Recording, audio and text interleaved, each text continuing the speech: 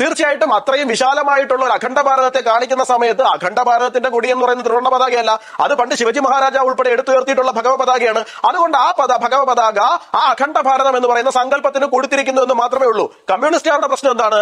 1947 ഭാരതം സ്വതന്ത്രമാകുന്ന സമയത്ത് ഇന്ത്യ ഒരു രാജ്യമാകാൻ പാടില്ല, 16, 17, 18 ഒക്കെ ആയിട്ട് അതിനെ വലിച്ചു കീറി പലതാക്കണം എന്നുള്ളതായിരുന്നു. അപ്പൊ തീർച്ചയായിട്ടും ഭാരതത്തിനെ സമന്വയിക്കുന്ന അത്തരത്തിലുള്ള പ്രതീകങ്ങളോട് അവർക്ക് പ്രശ്നങ്ങൾ ഉണ്ടാകും. ആ പ്രശ്നങ്ങളെ തുടർന്നിട്ടാണ് ഇന്ത്യക്ക് ഓഗസ്റ്റ് 15 സ്വാതന്ത്ര്യമേ കിട്ടിയിട്ടില്ല എന്നും നാട്ടുകാർ നമ്മളെ പറ്റിക്കുന്നതാണെന്നും ബ്രിട്ടീഷുകാർ നമ്മളെ പറ്റിക്കുന്നതാണെന്നും പറഞ്ഞുകൊണ്ട് ഇന്ത്യയുടെ കൊടി വലിച്ചു കീറാൻ പോയിട്ട് അവസാനം പോലീസിന്റെ പട്ടാളത്തിന്റെ വെടികൊണ്ട് ചാവേണ്ടി വന്ന ആളെ പിടിച്ച് രക്തസാക്ഷിയാക്കി കൊണ്ടു നടക്കേണ്ടി വന്നത്. അനിൽകുമാറെ, നിങ്ങൾ ഈ കശ്മീരിൽ നിങ്ങൾ പോയി പ്രവർത്തിക്കുന്നുണ്ടല്ലോ, നിങ്ങളുടെ യുവജന സംഘടനയുടെ അവിടുത്തെ പേരെന്താ? ബാക്കി എല്ലാ സ്ഥലത്തും DYFI. നിങ്ങൾ വലിയ വാഗ്ദോരണിയൊക്കെ നടത്തുന്നുണ്ടല്ലോ, അവിടെ നിങ്ങളുടെ പേര് DYFK. എന്താ ഇന്ത്യ എന്ന് പറയാൻ അവിടെ പേടി? കാരണം നിങ്ങൾ അവിടെ സൂചിപ്പിച്ചുകൊണ്ടിരിക്കുന്ന വിഘടനവാദികൾ നിങ്ങളോട് പിണങ്ങിപ്പോയി കഴിഞ്ഞാൽ നിങ്ങൾക്ക് അവിടെ പ്രശ്നം ഉണ്ടാകും. ആ നിങ്ങളാണ് ഞങ്ങളെ പഠിപ്പിക്കുവാൻ വരുന്നത്.